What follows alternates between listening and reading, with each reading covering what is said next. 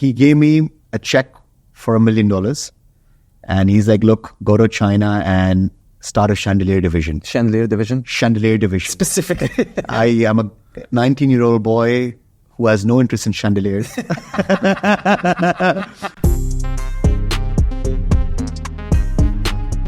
Hi, I'm Adil Sajan and I'm the Group Managing Director of Danube.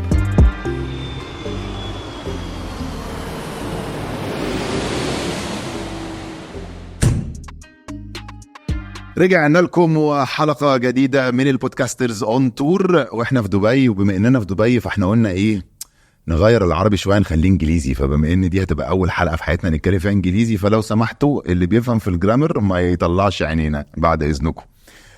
اتفرجوا على الحلقة للآخر عشان اللي عايز يعمل الكاشات واللي عايز يعمل الفلوس واللي عايز زي رأي محمد صبحي فنان كبير محمد صبحي يتفرج على الحلقة دي الأخيرة. كل عالم العقارات كله النهاردة. What's up? What's up? Adil Sajan. Am I saying it right? Yeah, Adil Sajan. Correct. Adil Sajan. Adil, it's an Arabic name. Adil, yeah, because when I saw the name, I was like, this guy speaks Arabic, no? And then they were like, no. I can read and write Arabic, because I'm Muslim, so if I... because of the Quran. Amazing. Yeah. But my Arabic, unfortunately, Dubai, you don't need it so much. Yes. So, Arabic شوي. Arabic شوي, yeah. How are you doing today? Very, very good. I know you're a busy man, so we'll have to get as much info as we can and advices for the people that want to do like you and have you as a role model. And thank you so much for having me. I'm really, really excited, looking forward to the podcast. It feels like an English exam for both of us. That's our first English episode ever. Time, yeah. Yeah. So we're talking about Danube at the beginning. Is it Danube or Danube? So it's actually Danube. Danube. But the Arabic, because of the way it's spelled in Arabic, Danube. So, a lot of the Emiratis or the Arab expats call it Danube. But it's been inspired from the river Danube. From the river Danube. Yeah. Okay. Yeah. So my father, our first business was a building material business. So when he used to travel to Europe to source wood and plywood and timber, he would cross that river Danube.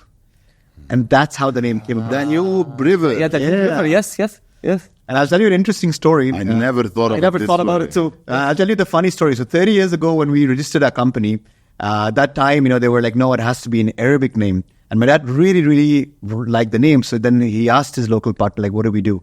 So he's like, just make it Al Danube. Yeah. It's like what we did. We called our podcast El Podcast. El Podcast. And now it's So we added the Al and then it got approved. Of course, the Al today is not required. But that's the story behind it. Amazing. This is how simple things become big. Before we start seriousness, I just want to ask a quick question. How do you feel being a billionaire sitting with two multi-billionaires on the same table? I feel great. It's humbling. Yeah. I feel great. You feel like you have a goal now, like these guys look at them and hopefully learn something as well. okay, inshallah, I don't know. Let's see what. Reconsider your goals if that's cool. Okay, so before starting the episode, I called a friend of mine and then I was like, listen, if you have 1,400 Egyptian pounds, and I came and I asked you for £1, will you give it to me? She was like, yeah, of course. Yeah. I was like, okay, I'm meeting a guy. When I Googled his net worth, it was like $1,400,000,000. So that means $1,400 million.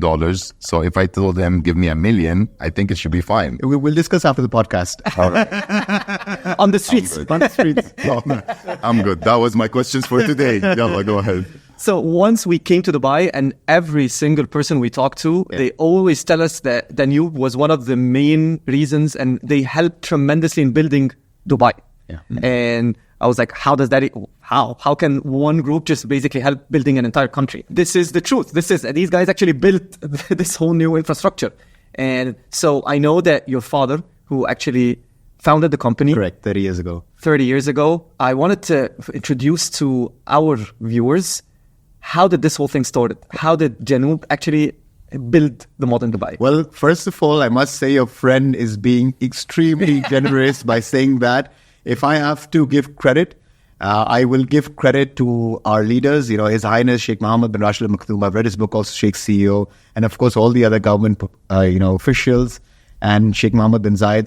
These are the people who have created the vision. They had the vision. Because of which Dubai is what it is today. Exactly. We were extremely lucky to land in Dubai 30 years ago and be in those businesses, like building materials, home furnishing, and now property development. which were one of the companies which helped fulfill his vision. But I wouldn't take credit for that. But we're lucky. we can call it that you guys helped in building the model in Dubai. So we were in the businesses that helped in building modern Dubai. Exactly. And starting about our story, so we had extremely humble beginnings. So my dad, he used to work in Kuwait for somebody, and he was extremely happy because we come from a very, very modest background. Okay. Like my dad's rich. My granddad was extremely poor. He actually used to live in the slums in India. And, from there, my father came to Kuwait because his father passed away very early on. And he was happy because about 35 years ago, he was earning about 30 to 40,000 dirhams a month, which is probably worth 50,000. Which is you're rich. Yes, if you convert that into Indian rupees, you're rich. No, but that's a very good number. So he was back in the day. He was extremely content. We had no thought of opening a business, nothing. Unfortunately, at that time, a blessing in disguise in a way, the war happened and we had to overnight run. So my family escaped. The Indian government, arranged these military tests for all the population. We ran to India and he came to Dubai then with $30,000 in his pocket. So that's how $30,000 in his pocket. So that's how the whole journey started. البودكاست ده برعاية طلبات. لو لسه ما نزلتش طلبات نزل الابليكيشن واستخدم الكود بودكاسترز X2 وليك خصم 100 جنيه على أول أوردرين. So it started with a $30,000. Yes. And he lost the rest of his money in the war. It was gone because the Kuwaiti dinar was devalued. So at that point, it meant nothing. So we had a lot of gold, a little bit of, a few assets here. So it was very normal stuff that we had. You know what's funny? That my family were in Kuwait as well. And the Gulf War happened. And my father was kind of rich back then. And then we ran away. Same story. Yeah. The only difference, which I cannot catch the reason, is that you guys became billionaires and we were like normal. I thought you were billionaires too. I am now for myself. Nice. My family. Nice. I like it. My family just didn't go to Kuwait. They didn't want to make money from it. It's like, okay. They were like, no, you want to be poor. I don't want to war and run and stuff. So he came to Dubai with $30,000 in his pocket. But before that, was he like, you were guys like a middle class or lower middle class? So before Kuwait, even in Kuwait, I mean, in Kuwait, once he started making that money, then we would say we're middle, upper middle, like 30,000 dirhams, 50,000 dirhams a year, which is middle class. Very good. Yes. But prior to that, we were lower middle class for sure. Because my granddad was a factory worker. He passed away when my dad was only 16 years old. And, the entire responsibility came on his shoulders. So he had to do a lot of odd jobs, selling milk, selling firecrackers. Amazing. Delivering newspapers. So, yeah, that's the reality of it. Once he came with the 30,000, where was the starting point? So what happened was, after a year and a half, when the war ended, Kuwait was in dire need of everything. TVs, fridges, materials. Okay. My dad had a very big network in Kuwait because he worked there for 7-8 years. So when he came to Dubai, and Dubai was the main hub for supplying material to Kuwait. So everything came via Dubai. So people started connecting to him that, look, I need this, I need this, I need this. So we started off our business. He started off his business by indenting. So indenting means it's like a brokerage. You get a buyer, you get a seller, you connect them, and you keep that 2% commission. The middleman. The middleman, the broker, as you call it today. So he was the broker. That's how he started off. He started making some money because there's a lot of requirement. They had to rebuild Kuwait. So he was facilitating by connecting the buyer and the seller. And then after a couple of years, that's when Danube started. We started our first branch into building materials. Okay. So selling plywood and timber. And he identified a very important gap, that there was no building material supplier that is a one-stop. So with time, as things grew and the money started coming in, we started, having, today we have 30,000 products in that division. Plywood, timber, steel, aluminium, glass, hardware. A one-stop shop for everything. Anything, like 60% of what goes into a building today we have. And that's only from the developers, all the carpenters that require to make, tables like this, chairs like this, anything you need, we have. So basically, if it's not your building, your material is in that building. Correct. Probably the sofa you're sitting in is made with our materials. So, there's a lot of material that goes in from the smallest carpenters to the biggest developers. جلامي لاب بريميوم سكين كير رينج للعناية بالبشرة، متوفر حاليا في مصر والإمارات.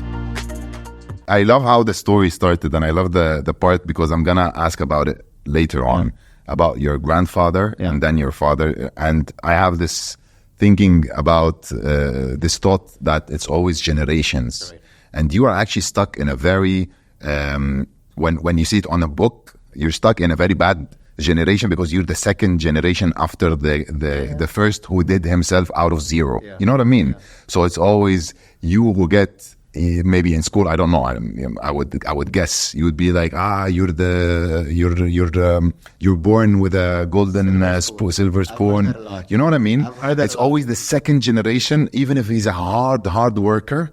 Okay, because I've read about you, I've seen your interviews.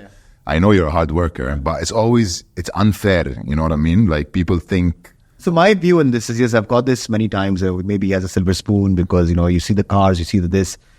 I genuinely don't get bothered if anyone says this, because the people who know me, they know what's happening.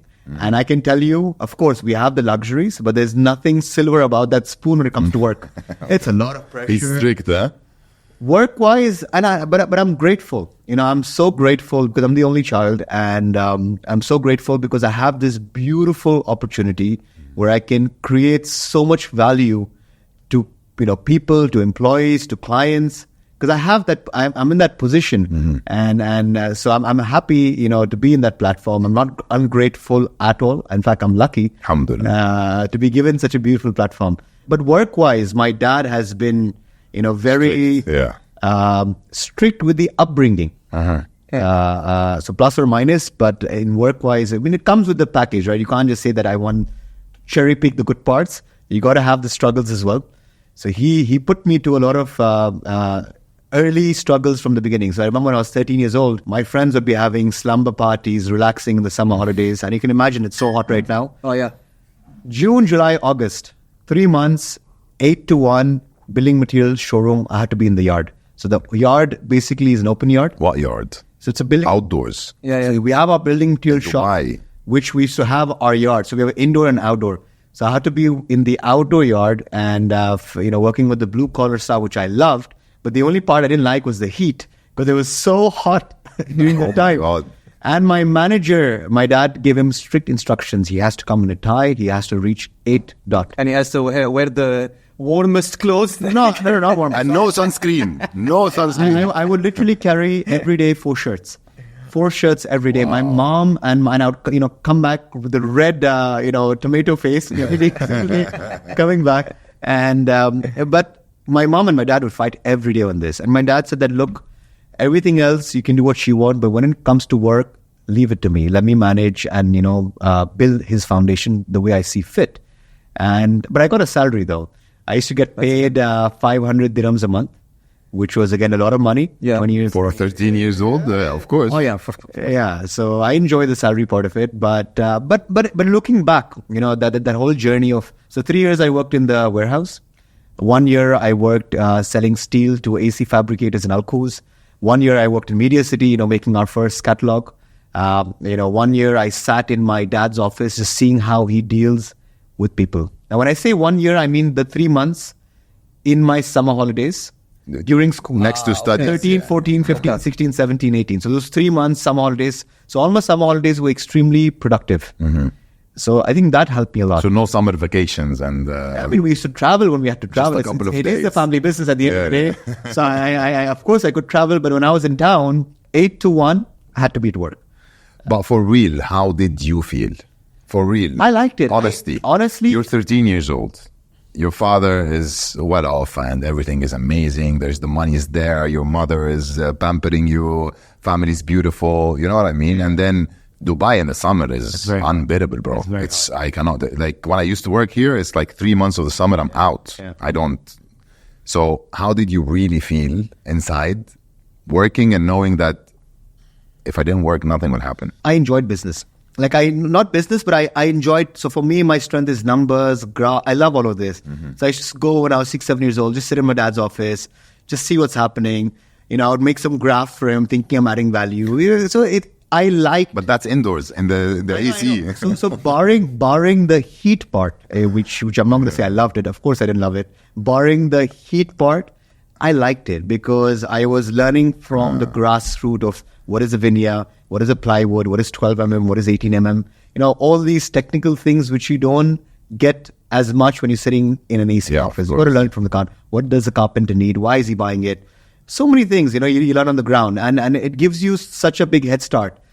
So I enjoyed the work besides the heat, 100%. Amazing. So when you were actually learning through those months, what was the one main thing that you always felt? Because I always feel like there's at least one characteristic where it's like common across all extremely successful businessmen. I think the most important thing for me, if you're running a business, is people management.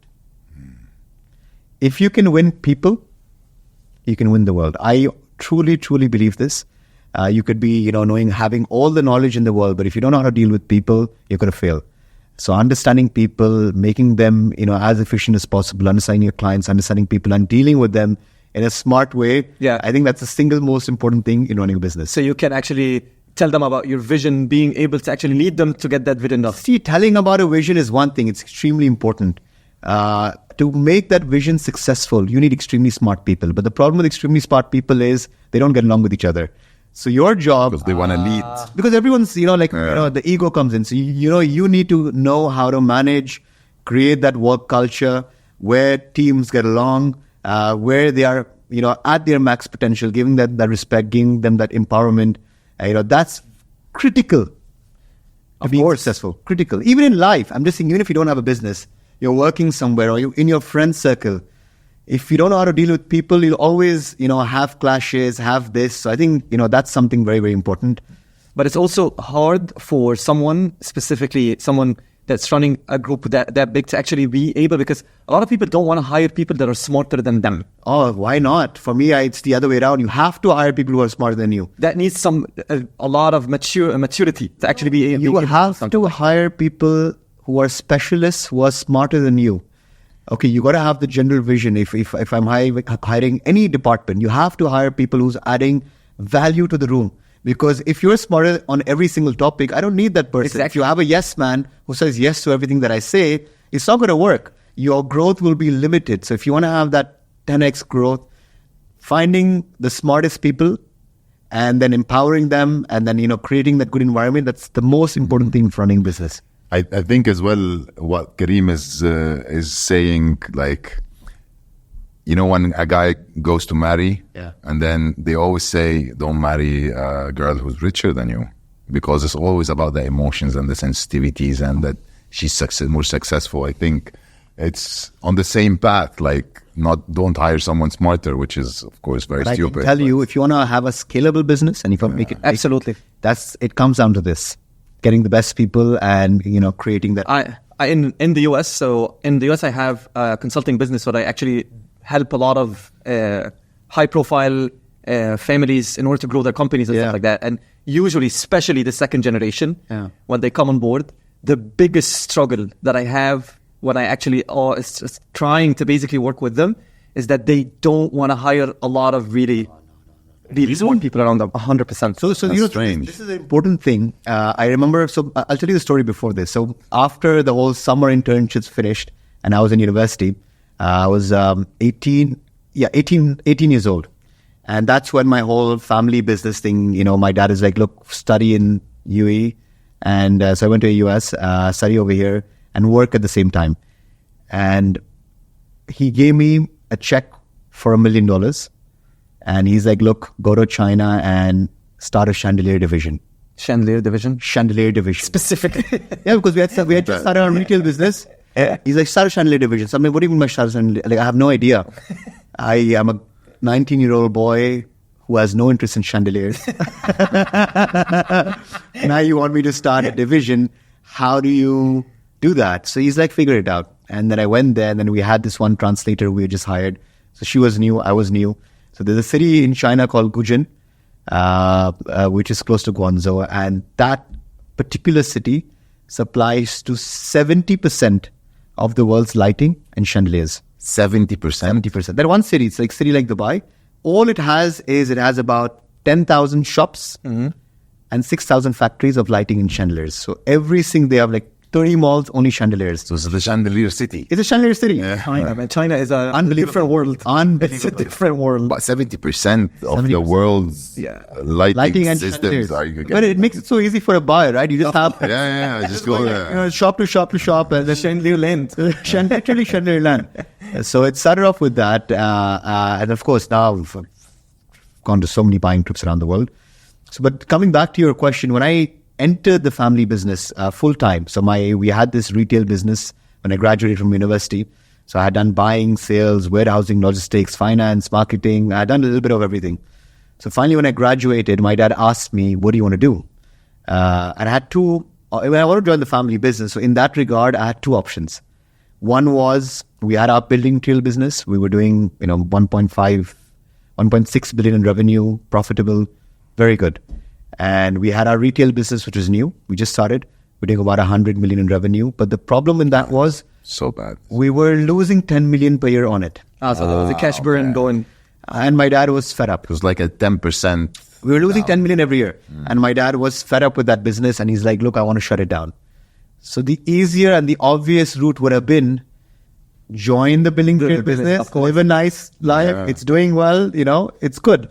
But then I thought to myself, I'm like, look, this is already a 9 on 10. It's doing well. Of course, there's scope for improvement. You can do things with it. But if I come in and I make it from an 8 to a 9, it's the father's business. Okay, son's there. But if I do something and it backfires, father made a successful business. Of course. Son came and ruined it. Of course. And more than that, I also thought that how do I add value to a business? Like, what can I do to be valuable and do something different? So I told my dad, I'm like, look, you want to shut this down today? Give me 2 years. In 2 years, if you don't see a silver lining, please shut it down. Shut it down. But it was very nice of him to give me that chance, because 2 years means you have a chance of losing another 20 million. It's a lot of money. It's a lot of money, of course. Yeah. A lot of money. But he said, look, done. And 2012 is the year I took over. He believed in you. He's like, no, okay, fine. I don't want this headache. Here's, you take this headache. I don't want this. I'm like like, very sentimental, and he believed in it. He's like, no, I don't want this headache. He Take was it. very happy to pass it over to me. And when I entered the business, when you spoke about the point, the first thing which I did, because you imagine, I'm this skinny looking kid, who's 21, and then I have people who are 10, 12 years older to me in the retail business, and they're retail professionals. And they're like, oh man, Chairman's son has come in. I have to now report to him, why? Yeah. So I came in immediately. The first thing I did was I called my senior leadership team. I'm like, look, I know I'm the chairman's son, but I'm not here to take your job. Do not see me as a threat. See me as your biggest weapon. And the reason, what that means is our business, the retail business, is small. So a lot of times when you have to do things, your doors get closed. Of course. But I'm the chairman's son. I'll open those doors for you. Yes. Yes. So don't see me as a threat. I'm not here to take your job. I'm here to open those doors and 10x this business. So if you believe in that, and that kind of gave them that little bit of a comfort factor. That okay, Yeah, a weapon. Yes. because it happens. Even see, the insecurity is both ways. You spoke about this way. There's also insecurity when the chairman's son comes or daughter comes. 100%. Even the top CEOs be like, will I still have my job, or is it going to be like a family business? But we always kept the professional part professional. That's key in a family business. Amazing. Back to the people again. Yeah. So you keep on telling Winning people. stories and what happened, and it's always back to the people. Yeah. You know, my grandma in Egypt, there's my grandma and my mother's always this dua, and she, so ربنا يحبب فيك خلقه. Yeah. Okay, means may Allah make people love you. Yeah. Because this is always where everything happens, through the people. Yeah, absolutely. Absolutely. Yeah, but again, it's amazing what you did, because having the maturity at 20 years old, and that's probably because of all the training that you had because of what your father did. That was mainly probably what actually got you there, to actually see that through. 100%. So that gave me a 5-year head start, because when my friends graduated from college, they were starting their internships. I had 5-6 years of training. So it gave me a huge head start. And of course, I had a platform where I had a ready-made business, not a good one, but I had a ready-made business to take over. And it was extremely challenging, man. Of course. So what was the biggest? It was because seeing the P&L the first day, and now you're responsible for actually growing this P&L, not just from revenue, but you actually want to have profits. Correct. Which is way harder. Correct. So it was extremely hard because when you're starting a new business, I feel it's much easier to manage compared to when you take a failed business, 100%. because now you have to unlearn and then relearn. So it's a much difficult process than me starting something new. Yes. And from 2012 to 2014, we went all out in fixing our foundation. So what does that mean? Earlier, our brand name was called Danube Bilmart. We changed our name from Bilmart to Danube Home. Earlier, our store sizes were extremely erratic. 5,000 square feet, something was 20,000 square feet, something was 12,000 square feet. There was no consistency in it. So I was like, look, our new concept is now going to be Bilmart. It's going to be Danube Home. And we're not only going to be selling sanitary and tiles, but we're going to sell a one-stop complete solution, selling furniture, garden, wallpapers, carpets, curtains, because there's a gap in the market. So let's make this 60, 70,000 square feet superstore where a customer who's building his house, he finds an end-to-end solution.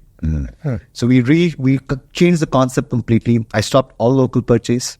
So everything that we bought was imported to increase my margins, give me better control on my stocks. Hired, retail professionals, hired strong, got a really good warehouse setup done.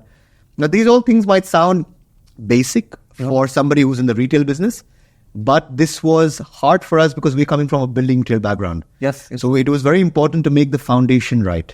So the beauty of this was from 100 million, I took it to 128 million in 2 years. But the best part was we finally broke even.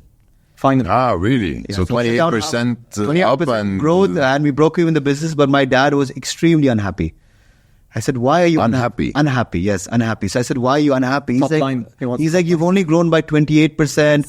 When I started my business, I used to grow this business by 50%, 60%." But then I explained to him. Then he understood. I'm like, "Look, you've given me a 10% loss-making company. It's very easy for me to throw money, open stores. But tomorrow, if I don't fix the foundation, when I start doing 200 million, you'll start losing 20 million. Is that what you're looking for?" You could have opened like 100 more branches and thank you so much. And then if you lose times 100. So when our foundation was ready in 2014, that's when I went back to my dad. I'm like, "Look, now I think we're ready. We're broken even. I see that path to profitability. And I think now we can put fuel and grow the business." So I was like, "Okay, what do you want?" I was like, "I have a vision. From 2015 to 2020, I want to grow the business from 128 to 1 billion in revenue per year." He's like, "Are you sure?" So I'm like, "Look, I'm not just saying this because 10x sounds cool. It's because I've done the math. I've researched what my competitors do, which markets we should enter into." So, you make a basic, a plan, a detailed plan, behind it. business case, where do you want to go, how much a store could do, blah, blah, blah, blah. So this is my route. This is what I want to do. So he's like, "Okay, fine. You have my blessings as long as you keep showing me the green. Because right now you're break even. So you grow the top line, but you got to make money as well." Okay. I said, "That's a fair deal. That makes sense. I don't want to be burning money while doing it." And the first thing, again, going back to the people, the first thing I did to make my team believe in this, because imagine for 5-6 years, we've been losing money, shutting down stores, breaking even, not really getting anywhere, right? And suddenly I want to grow the business by 10x. I got to make the team believe. So how did I do that? I took my 30 key people, branch managers, warehouse people, marketing people. 30, just 30, to Bali. And I believe already. From this chair, I can tell you that I believe. so we went to Bali. What an amazing idea. You never took me to Bali, man. What's wrong with you? Next year, I'll take that. I took them to Bali and just visualize. So we have, I'm 24, 25, and my team is very young. So all in their late 20s, few senior leaders in their mid 30s. So we're an extremely young team. I kept it that way. I didn't want too many older people. No, in general. I wanted that young team. And most of these people, a lot of them have not traveled overseas together. So it was a very unique thing we did in our company. That was the first time we did it. And the first 3 days, we just did everything. We, went kayaking, beach, party, food. We had a blast. So everyone, loved it. We created this culture called One Team, One Goal. Try to create like a cult. 100%. On the last day, by the bonfire, on the last day, we had a bonfire by the beach. And I'm like, "Hey guys, look, I have a plan. And I want to grow this business from 128 to 1 billion, almost 10x in revenue in 5 years." So they all thought boss has lost it. because, Too much party and Bali is saying, he runs it. And I don't know if I want to work here anymore. Obviously these thoughts will come up because 5 years you've done nothing and then suddenly you want to, from nowhere. It's a lot of money. And I'm like, look, the vision is there, but I'm not just giving you the vision. This is the plan behind it. We're going to open this Danny Bomb store. It's going to be 60,000 square feet. These are the product lines we're going to get into. This is the market. This is what this competitor does. This is what that competitor does. That's the market size over here. This is the market share I want. So you had a plan and you studied it. Of course. Yeah. It's talking about big. So there was a very solid plan. Of course, the plan pivots as time passes by, but there is some logic behind it. Yes. And then I told them one thing. I'm like, look, the next 5 years in my team, you can't look at your clock and work. You have to be working double of what you've been doing in the last 5 years. And if this is something which you don't want, I understand. Stay in Bali. You stay you look for something else. You look for something else because it's a young team, right? So I'm like, look, you look for something else, but this is my expectation. And I can promise you one thing, that if you stick around and you do put in that work and passion, 5 years from now, all of you guys are going to be leaders and you'll be having people reporting to you. And not only will you grow career-wise, but also you'll grow money-wise and your family will get a better upbringing. So you have two options, let me know. So we were 35 people to be precise. One person left. 34 stayed back. That one person tried coming back later. We couldn't take him then because the position was filled. And all 34 still work for me. And all of them are now in, good positions because the company did well. We were actually one of the fastest growing home improvement retailers in the region. Did you get the billion? I was getting to that. We didn't touch $1 billion, but we touched 750 million, which is almost 7x. 7x. But more importantly, more than the top line, we were at a minus 10% company. We became plus 12%. So we had a 22% swing on net profitability despite having such massive growth. Wow. Actually, it's extremely hard to get the profitability while growing. Yeah. That's really, really hard. Yeah, so that's why I didn't go to $1 billion. I wanted to make sure that we also... And where is it now? So now we're about 900. Okay, Yeah. so it's 100 for the... Very close. For the After this dream. interview, it's going to be... Very close. Maybe. So, it's done well. It's done well. And one of the biggest challenges I faced was, so retail in Dubai is controlled by 7 or 8 families. Each family will have 40, 50 brands. Now, even though Danube is a big name, but when you come in as a retailer with one brand, especially when you don't sell commodes in a shopping mall, what's the mall going to say? No way. So we struggled in the initial days in getting space inside a shopping mall. I'm not going to sell a commode to a mall. I'm not going to sell this. You don't have so many brands. So either we would get like a corner location somewhere or super expensive. So it wasn't working out for the concept I had in mind.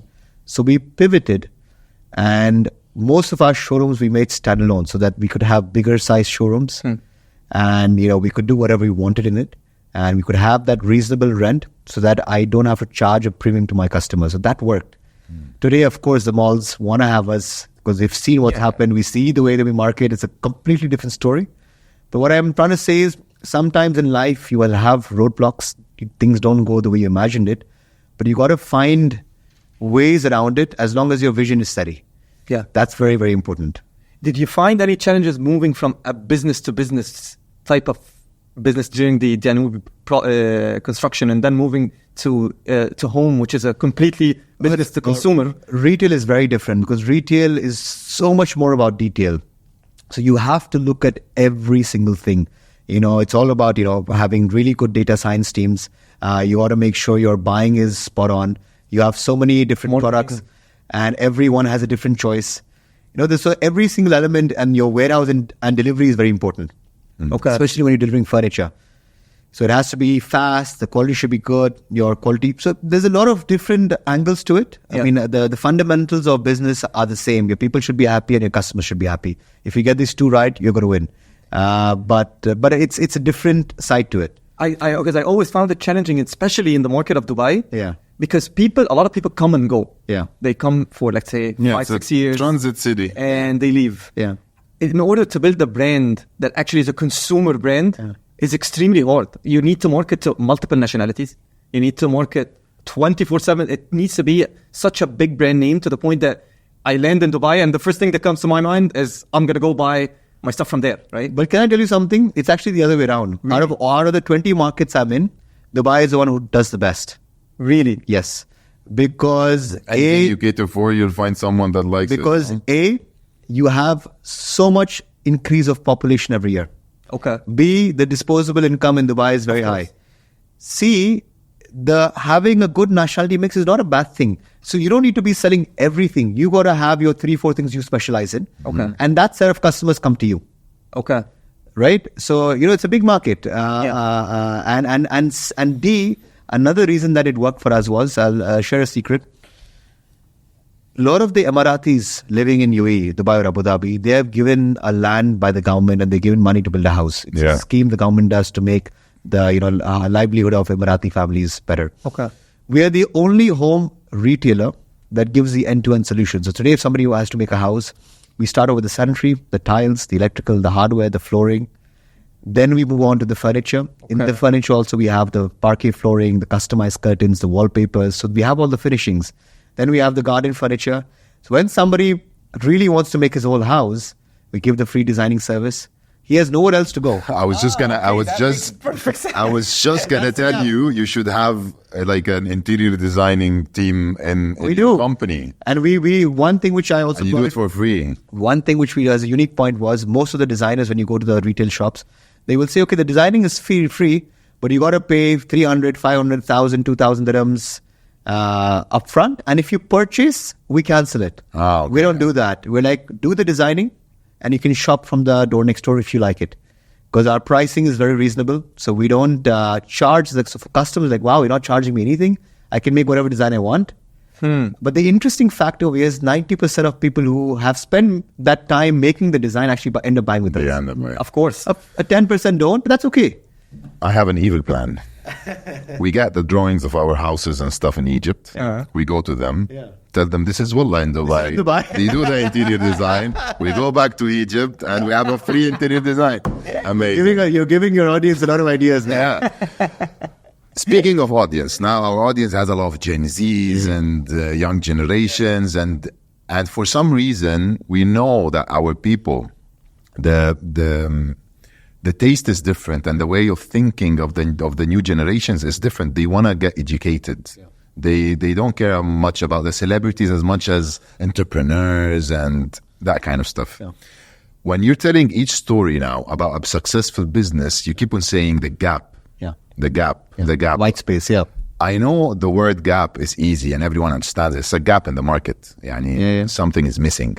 How do you know this thing is missing for real? Because you can see it's missing, but you don't know where to get it from, for example. So all our businesses, I can give you examples. All our businesses have always filled a gap.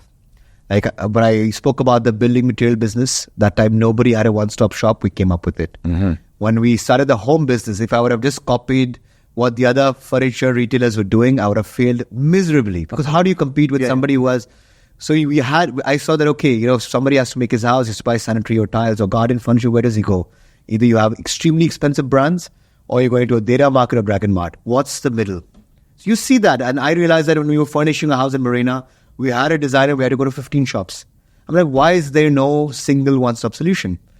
When we started the real estate business in 2014, it's obvious that 90% of our population living in Dubai is expats. Not everyone is a millionaire or a billionaire. The mass of the population is a salaried man or salaried woman who's earning 10, 15, 20, 30,000 dirhams a month. Okay, that's the reality. And these people have been living in Dubai for 10, 15, 20 years and they're still paying rent. So, we understood that issue and we said that how do we create a formula in which somebody can finally own their own dream home, even if they are earning a salary of 15, 20,000 dirhams. And that's why in 2014, even though the big boys were all selling $1 million plus houses with no convenient payment plan, we came with a very affordable plan. Studio for 400,000, 1% payment plan. So you pay the 20% upfront and you're paying only 4,000 dirhams a month. 4,000 dirhams a month, anyone can afford, right? So that... So come again. So we that's the 1%. So how the 1% works is legendary idea. So that's my dad's initiative. I have to give him full credit for that. When we started off in real estate in 2014, all the big boys were selling expensive apartments, and they didn't have everything had to be paid by the time the apartment is ready. So we came up with this formula where we said that okay, you need to pay your 20% Down payment and whatever the government fees are. And then after that, you need to pay 1% per month. So initially when we launched, our studios were around 400,000 dirhams, which is like $110,000. So you're talking about 400,000 dirhams means you need to have 80,000 dirhams in your pocket, a little more for like 85 with the government fees, which people have saved up, you know. Yeah. And then you're paying 4,000 per month. So rather than saving that 4,000 per month in a bank or sending it back home, or paying it in rent. you then start building up your assets. It's less than a rent, actually. No, but the apartment gets delivered after 3 years because it's an off-plan project. Okay. But still, even after the apartment gets delivered, we're not asking for all the money. So we have something known as a post-handover payment plan. So depending on the project, 30%, 40% gets paid post-handover. Okay. So you're paying that 1% per month for 3 years after the handover. So you're saving on that. Until you receive, until you take your house, and then Whatever's left, you pay. the payment is changed. So you take so let's say you, in today's market, we've launched a project, you're buying $1 million dirham apartment, just to make it easy. Okay. We will give you the project in 3.5 years. Okay. So by that time, you have paid 65 or 70% based on the project which we have. Okay. You've got the house in your hand. Now, either you could rent that house out, or you could stay in that house and save on the rent. Okay. But the remaining payment will be paid over the next 3 years. Another 3 years. Another 3 Yeah, years. it's post-handover. Okay. So you're buying $1 million dirham But it's not 1% a It month. is 1% a month. So Again, the last 3 years. So the payment plan is 6.5 years. correct. And it's 1% every month. So till- 20% and then 1% every month. Okay. Yeah. So now the properties, Yeah. if I'm here, I can buy from with this payment plan. Correct. And then I can furnish my entire house from the group. You don't even need to Home. furnish it because our apartments which we launch come fully furnished. It's inclusive in the price. You guys have everything. Yes, you wanna end the episode? You wanna go buy? You wanna go buy? I'm getting a client after the No, because then he just 100%. You just walk in. You just walk in and because we have the sourcing capabilities, we know how to, source. Of course, yeah. The furniture, the apartment comes in. I'm not bragging over here, but I am. You need to come and see the show apartment. It is super high end. Okay. So I literally go to Milan Design Week, get the best designs from there, go back to China, manufacture them at a valuable price so my customers don't have to pay more, mass produce it, and give you super high-end, super classy, super rich, premium-looking furniture, which is included in the apartment. And furniture, what I mean, the back panels, leather, carbon fiber, Wow. the whole shebang. Is there any supermodels from the That's extra. Fashion Week in each apartment? Like, please, sir, come in. Hello, Angelica. Hello. Machine. But you need to come. Catwalk around the kitchen island. No, but this is an amazing. Well, what if I don't like the furniture? Then you change it. You sell it. I don't know. You change it for me, or No, we don't do that. Okay. We don't do that. But generally speaking, whenever people have come, they love the furniture. They love. is it the same furniture for all the apartments? No, it's different. Every project. So I feel special. I don't feel like Every in every project that we have, Yeah. has different furniture. Again, between the units, studio, 1 bedroom, 2 bedroom, different interiors. But the good thing so what I noticed is that not just the gap, you guys find the gap, but also what I noticed is that you create an entire plan behind it. Yeah. How to sell it to the customer. Correct. So it's the 1%, Yeah. for example, for for this, and even for the Danube home, Yeah. you were just talking about how can you have the interior design all the way to basically get it done. Yeah. So it's not just finding the gap; it's actually how to execute on actually delivering that message. and then they connect all the business together. Yeah. So you get the property with the home inside. And the building materials get inside there. Yeah, so there's a lot of synergy over there. Absolutely. And afterwards, you got into sports. Yes. So when you leave the house, I'll get you. Go play some pedal with your friends in the compound. So, you know why I got into sports? So I love playing paddle tennis, and when I used to go to a lot of the facilities over here, all of them were this, similar plus and minus. All of them were in alcoves, if they had to be indoor, Yeah, that's true. and I didn't enjoy playing outdoor. And I thought to myself, I'm like, Dubai is a city which is promoting sports so much. I don't know if you're aware, there are 400 international sporting events that happen in a year only in Dubai. The running and the everything. They have Name it. everything. It's huge. And if you see the leaders of our country, they have November 30 by 30. You have, a lot of the rulers of Dubai, like Sheikh Hamdan. You see him also so actively engaged in sports. And I'm like, you have all of this, and Dubai has everything. It has the biggest shopping malls, the biggest restaurants, best buildings. Why don't they have even one indoor sports facility that's multi-sport? There wasn't one. Really? Not even one. Gap. Still isn't. Gap. That's and weird. and I had nothing to do with the sports business, but there was that itch in me that, oh my God, it's in your face. Yeah. Like, why has nobody done this? And that's what made me then divest from our synergies and, start off with the sports world, which is doing extremely well right now. And you at that point in time, you stopped managing the home, or now you're No, doing absolutely. both? I wish life was so easy. It's his baby. I was managing 5 verticals at once. I had Danube Home as one. We had our e-commerce business. We had our franchise business. We had our hospitality business I started, which was supplying to hotels. Again, one-stop solution, supplying to hotels. Same concept, same ethos. You have it in 5 different pillars, basically. One-stop solution, supplying sports to the community. So, our ethos have always been the same. It's like copy-paste Yeah, but different industries, in but- all industries in the world. That's It great, works. That's because cool. yes, It works. And again, even the sports business, we had so many roadblocks when I started off. It was very challenging. Like, I remember to find the location, because my dad is like, look, if you're opening, it's fine. It has to be on the main road. And I'm like, who opens a sports complex on the main road? They're always hidden somewhere on the cheapest rent policy. He's like, no, I don't care. It has to be on the main road. So I must have been every day or every second day during that period of scouting. I would leave work at 5 and visit 1 or 2 sites in Dubai. So I must have seen over 6 months at least 100 locations, either plots or warehouses. And then finally, when I found the one which was where it is today, I met the CEO 6 times personally because he loved the concept. There are a lot of people involved. So I met him 6 times and he's like, man, you know what? Let's make this happen. So that's how... He was hesitant? No, he loved the concept. He was very happy about the concept, but the company was owned by, a lot of, they had a board. So it was like paperwork and... But he loved it and everyone else loved it as well. But it took a lot of persistence. So, the second also important thing in business or in life is you got to have grit, because, ideas can be a dime a dozen. Yeah. But implementing those ideas with speed and with time is important, because you'll always have roadblocks no matter what you do in life. But how you push through them and how you find ways around them, I think that's very, very key. I know I'm...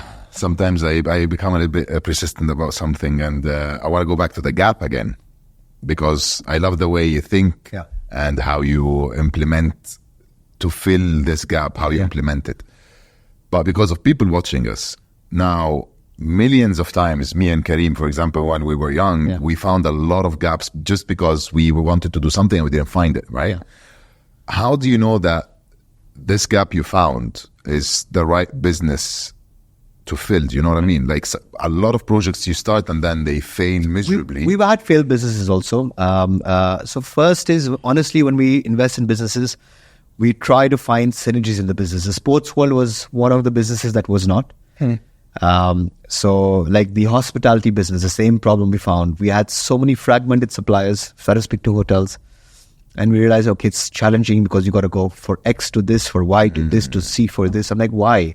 Why has not somebody brought everything together? So, and it was also synergized because, again, construction, materials. So for us, we try to find those synergies. I think that's the most important thing. And another thing which is important is speak to people. So, be on the floor. So many of our businesses, only like the retail business, we started off with Bilmart. But when you spend a lot of time on the floor, it gives you a lot of insight of what the customer really needs. of course. So that insight helped us transform Bilmart to Danube Home. Had I just been in the office, we would never know that. It's like, oh, why don't we buy this? Why don't you have this? So you keep learning. Okay. And you keep changing. So we've had, like, I'll give you a small example of business that failed. So we created a tea brand called Cha Cha Chai, which is a cafe. Cha Cha Chai. Because we realized in the market that Indians and Arabs, they love their karak. Of course. Huh? But then when you analyze the market, this is something 10 years ago, when you analyze the market back then, there was no one who was in organized retail who was doing that, who had 100 shops or 50 shops. Like how you have so many coffee shops. So I'm like, why is nobody addressing the market? So we started that business. It failed again because we were not able to give enough time to it because the value of the numbers was small. And again, we didn't have the right team to take it forward. But the idea was superb because there was a gap in the market. People loved chai and you needed somebody to, So, and also one of the things that I noticed that you do also is that you actually start to not just push the marketing of the group, but you're actually also being out there. Yes. You, and also same thing that happened to a certain degree with your father. Yes. Right? Which is something that not a lot of people do actually, especially when you hit a certain level, you get to a point it's like, I don't need to actually do this. I can. So this is something I've learned from my dad. Marketing has always been one of the core pillars, both personal and company.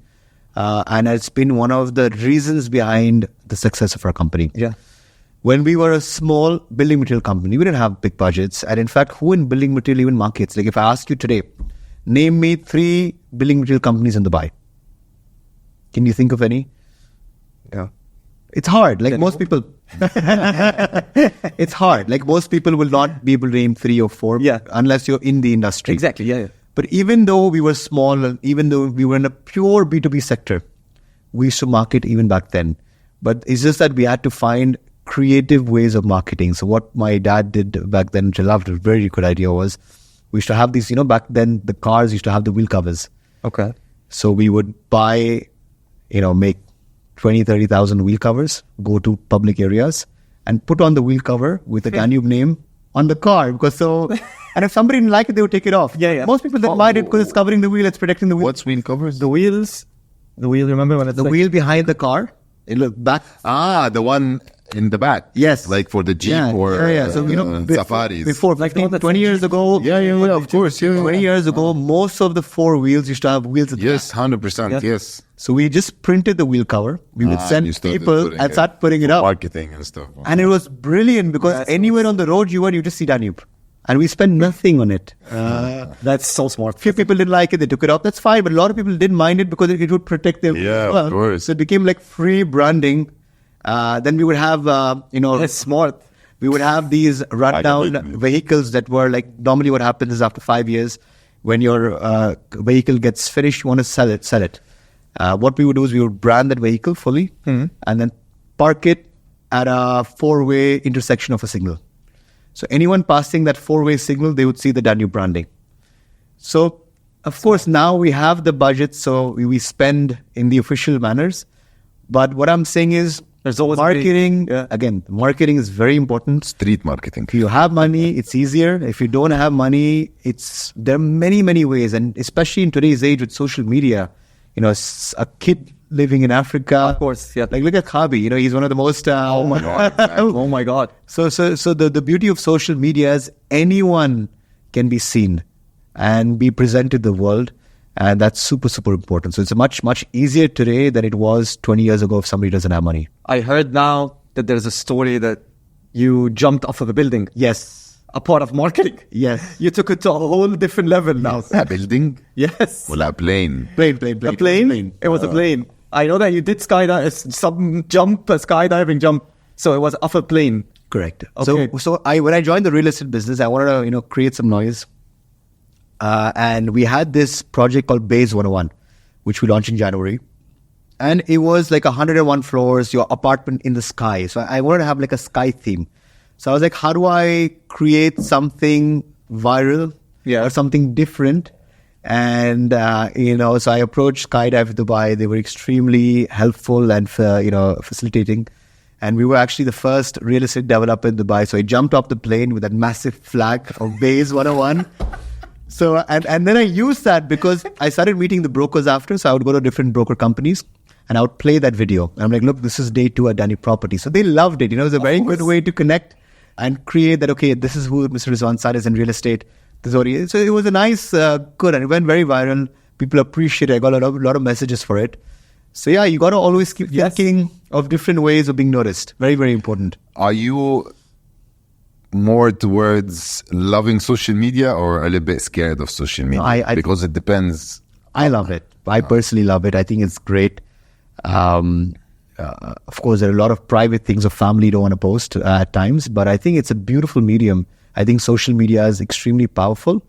But a lot of young people, they waste hours on social media, which can be negative if you don't control it. So as long as you're making content and, finding ways of monetizing it, or, finding ways of leveraging yourself, uplifting yourself, or even connecting to your family, I think social media is fantastic. Now I will know the truth. How old are you? How old do you think am I? If you have to guess. I hope you're in my age or older, because it will... It will. It will? I can tell you that it will. Okay, that means younger, maybe. So I turned 35 in 30. April. It will. Yeah. With it. Let's go. I don't want to play this game anymore. How many kids do you have? I have 3 kids. 3 kids, mashallah. 6, 4, and 2. 6, 4, and 2. Are they allowed on social media? I mean, I don't even know. I mean, there's 6, 4, and 2. No. 2 would be shocking. Okay, 2. Let's put the 2 out of the equation. You want to tell me? I'm sorry. How old is your? How old is your daughter? So, but she doesn't have social media. She's 7, and she doesn't have social media. I mean, she can watch YouTube, but that's not really social media. Yeah. So my kids doesn't watch have, like, YouTube as Instagram. well. So my wife, she has this thing about evil eye. So for the longest time, I wasn't even allowed to post Evil's eye. evil eye. Nazar. You call it Nazar in It depends on which dialect. country. So she always Hasad, had yeah. Hasad, Nasad, the different dialects. So she, for the longest time, wouldn't allow any pictures of the kids to be up. Because she felt that no, we don't want to protect. Yeah. So she had that mentality. So, but now, of course, it's okay. But are they personally having an account? No, not yet. Yeah. I mean, I've been telling her they should have it, but then at home the wife wins. Of course. Happy She's wife, the happy boss. life. Happy wife. So I have to respect her thought process. And she's a dentist, huh? Yeah. She has her own. So we have opened up a clinic for her. Again, one-stop solution. Same ethos. We have dental, we have skincare, we have Botox, we have a lot of different things over there. Okay, what is it called? American Aesthetics. American. Yes. So going, I like this when we're talking about family, but outside of family, friends. Yes. Usually, do you find it hard to actually have new friends now not from friends that you have from college or from your basically younger days? Is it hard now to actually get someone new in your circle because you have this idea always this person wants something, or this person would try to get something off of me? It was somebody else also asked me this question earlier, that what if people want to be friends with you? So when I look at, then this is my personality, I don't know. When I look at somebody, as long as he's not doing harm to me, I'll always look at that person's good side. So for me, if somebody has something, and everybody has, I have my pluses and minuses, you will have your pluses and minuses, but I try to ignore the minuses as long as he's not harming me. So I'm very flexible. In fact, because I was the only child, I'm a very social person. I make friends very easily. But of course, as you grow older, you start getting closer to your core groups. Yeah. Of course, that's what's happening. But yes, in general, I don't have any issues with that. So you still have the core group that you had from... I have my 2 core groups, which I'm very close to, and which are from school and university. But I have a lot of friends even outside that. So what is the vision of the family? Where are you guys, where do you want to see the family now? With the Sajjan family. Do you guys, where do you want to take the legacy? So, I have a very important role to play, because my father, and of course my uncle is also involved in the family business, and he has his 2 sons. So the first generation has done a fantastic job in, creating this massive empire out of nothing. Of course, the second generation, which is me and my 2 cousins, we've also done a bit of our part by, starting new businesses which have been successful, which is great. But now the challenge comes that because they say, I think 50% of businesses in the second generation failed. Yes. 90% of businesses in the third generation. Yes. So our challenge, or our legacy, or at least my personal vision is, how do I take the baton from the first to the third? Like my dad did a fantastic job in creating the values in me. Having said that, I was not born in Emirates Hills. I was born in Karama, and then as the business grew, we started shifting to I've seen both. So I've seen my entire childhood was on the streets, of Karama, Bardubai, which is amazing because it builds your foundation. And then the work foundation came in later. So I had that benefits. My kids are born at Emirates Hills. They have a cinema at home. They have a games room at home. Everything is like, I've seen your home on the internet. So creating that value system is extremely important. All the more because they're born in this. So me and my wife talk about this a lot. So I hope that I can also try to instill some values in them as my mom and as my dad did it in me. And then hopefully if that's done, then everything else gets taken care of. Because if you have the core values of business, of life, of work, then you have that affinity that, look, I want to work, I want to contribute. Yeah. I don't want to waste my life. Yeah. So that only comes if your value system is strong. What about the studies? Since you are born and raised, not born, you're raised here. And then, of course, university is here, right? Yes. What did you study? So I did my... Where did all this I did geniuses ideas coming I from? studied in the University of Danube. No, I'm kidding. So that was my internship. But I was the one stop at the Imagine. I would have left, I swear. Enough. Why stop university for everyone? I did my undergrad in AUS, American University of Sharjah. I did a double major and finance and marketing. So one teaches you how to save money, and you have to spend money, How to get the people to spend the money. That was the mix. and then I did my executive MBA at Harvard Business School. And not Harvard. Harvard, yeah, that was really good.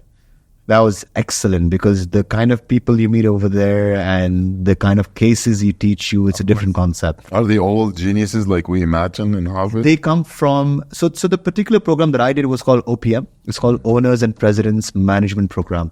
So to get into this program, you got to be owning a sizable business and running a sizable business for minimum 10 years. So when I went there, in fact, I'm graduating in October. So it's a shorter program, 3 weeks a year for 3 years. You're graduating? In October. You didn't graduate yet. So it's 3 weeks a year for 3 years. Ah. And when I joined, I was probably one of the youngest people there. So I was like 31, 32. You had people who were like 40, 50, 60. Much older people, smart, extremely smart people. Because they're all running businesses, successful businesses around the world. Yeah. So you get exposed to another level. So I think that was very, very nice. We should go. You should. I'm there. I have 2 years left. In 2035. 2 years left. Habibi, come to Dubai. Come to Harvard. If you get a chance, you should do it. If you're running a business and you want to get exposed and you want to learn, you want to join the alumni, it's so powerful. I'll say something that most probably will piss you off. Tell me. I seriously don't have the time for it. I didn't either. Believe me, I didn't either. You have to make time for it. It took me 3 years. How do you find and make time? So luckily, with everything you're doing and the family and 3 kids and traveling and I don't know what. well, for starters, I have 2 secretaries. I have 2 people sitting in my cabin. So if you come for a meeting in my office, there are 2 people behind you. They're in the same room. And I have one person In the same room? In the same room. So they can hear all the meetings? They're there. It's one room, one big room, 2 people sitting. They have the secrets. All the secrets. They know everything. They know my life inside out, literally. Okay, so I trust them. I've been lucky to have them also, Jenny and Raksha. And We should talk to the secretary. So one is there, What's your name, sorry? Raksha. Raksha. So what Raksha's is- here, guys. Raksha was We're here. going to kidnap Raksha after we finish. And then... Do not show her face. I'm not going to tell you off. I need to keep her. Then blackmail you. So one person's job is only and only follow up. What happens is you have so many meetings with so many departments and so many verticals. It's impossible to remember everything. You can't do it. We have this app. We use this app called Asada. By the time the meeting is finished, all the points with who's going to do it with the exact date is updated on your phone. And then her job is to... That's the only way. I need a Raksha in my life. I need a Raksha, ya Rab. واحدة Raksha. Because half a Raksha. it's impossible. And then she will check, okay, you have to do this on the 17th of June. Why it's not happened? Are you having some challenges? Let me know.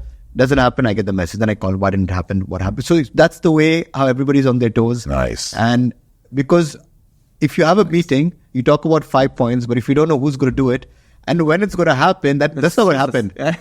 No, actually, that's amazing because you cut a lot of waste of time that you don't need to be doing yourself. Amazing. So this is one. And I think also the busier you get, the more organized you get. So I'm a very organized person in life, super organized. Everything, every minute is planned to the T. I hate wasting time. Sometimes I go on a holiday, I'm like, okay, what are we doing now? What are we doing now? Life is like, relax. We're not doing anything right now. Nothing? What do you mean, nothing? So you have to be organized very, very well. So everything is, and the challenge, what happens is, even the social life, the events and, all these commitments are a lot. So a lot of the times what I do is when I go in the morning, I have my gym and I eat breakfast in the car on the way to the office. And then once I'm in the office, I have a change and there's a shower over there. So many of the times from the office, shower, go to the next place, or from the office, go to paddle tennis, and then come back in the night. So that's one way of... And the family. So the family, which is, again, it's a tug of war. Okay. The two. So there is a war. Of course. So, okay. but what I do is I drop the kids to the school in the morning. And if I'm able to finish my work before 8, so let's say I move by 7, then straight away the driver knows the kids will be in the pool by the time I reach. So I enter, I am straight in the pool. Like, no wasting time. I put out the swimming shorts in my car while having breakfast and jump. So straight in the pool. And then, of course, the weekends, whenever I get the chance, I try to take them aqua venture or this or that. And then I have my travels as well, leisure travels. So I try to manage as much as I can. Did you take your kids to India? I have taken my kids to India once. Yeah? Yeah. How is your relationship with, because you're... With who? With India. Of course. Because you lived all your life, but I feel you have... I've lived all my life here. My dad actually has the Emirati passport as well. No way. Oh, yeah? Yeah. Are you serious? We were one of the 4 Indians who were granted the passport. Luckily, thanks to the government, so we're happy. I heard that's nearly impossible. We're happy and lucky and honored to be, having that. But of course, my roots... I'm a proud Indian, but I also feel that I belong to Dubai. Yeah. Yeah, you live If not more equally, because for me, anywhere I go, I feel like I'm one of the biggest brand ambassadors of Dubai. Dubai. Yeah. Everywhere, I'm always selling. That's an amazing feeling. Yeah. And I when I read about you guys have businesses in India as well. So it's like, but the bulk of it is in the GCC. Yeah. Yeah. We're done. For the credibility, of course, of the podcast, you guys gonna see us hanging out with him on the yacht, doing playing pedal, tennis, everything, because you can feel the friendship, the vibes in the air. So to prove it, helicopter, private jets, yachts, everything. And the picture of the and the picture of the $1 million. And I'll tell you if I took the $1 million. Thank you so much. It's a pleasure. You guys are great. Honestly, Seriously. I didn't even feel the time pass. I think I had a really fun We time. had so much fun. And we finished because Raksha told me like this, but usually we would stay more. I would not mind more. You have I was enjoying it. You have a meeting. Exactly. Okay, and you have a seat and look here. You're looking super nice. This is what I'm looking for. In the shoot, he's like obviously like holding this. But the guy, one thing I have to respect him, he played all 5 times. See, every time you take a break, I praise yes. all 5. Yes. Like where's the store? Noted. So that might be a bit of It's easy. That's it. Yeah. Okay. And then there's music.